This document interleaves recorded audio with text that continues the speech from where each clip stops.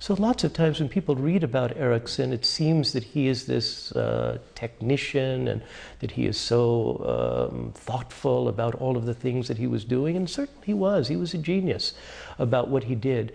But more impressive was the genius of how he lived. He was teaching me about how to enjoy life, how to be a better person.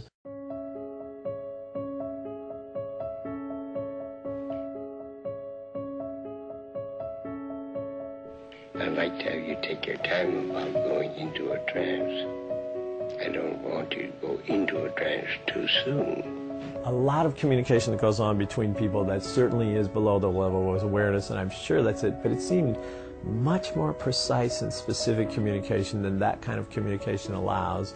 So, you know, I know he didn't believe he was psychic, but he seemed psychic sometimes. It was the psychoanalytic heyday. The hostility directed at anyone doing brief therapy was intense.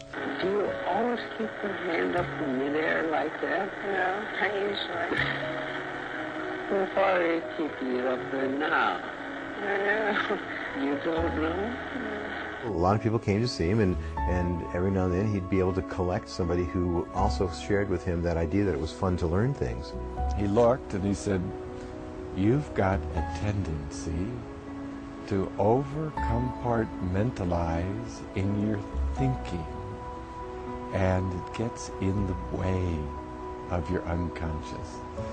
All of a sudden I had this white light like filled the room. He always made the most difficult problem a client had and helped them recognize how they can turn it into an opportunity.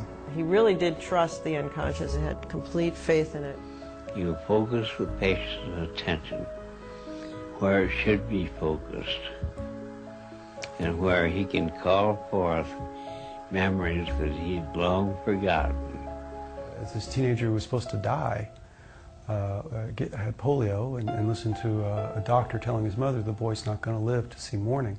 And afterwards having no ability to speak, to move.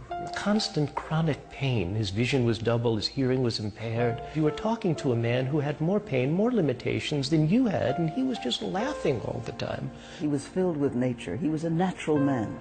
Incredible commitment to truth and to humanity. It really made me feel really sad that I knew he couldn't, you know, he didn't have the muscles to reach out and hug me. But it was okay. He looked up at me and he said, "You know, Jeff, I'm just another old bozo along the path of life."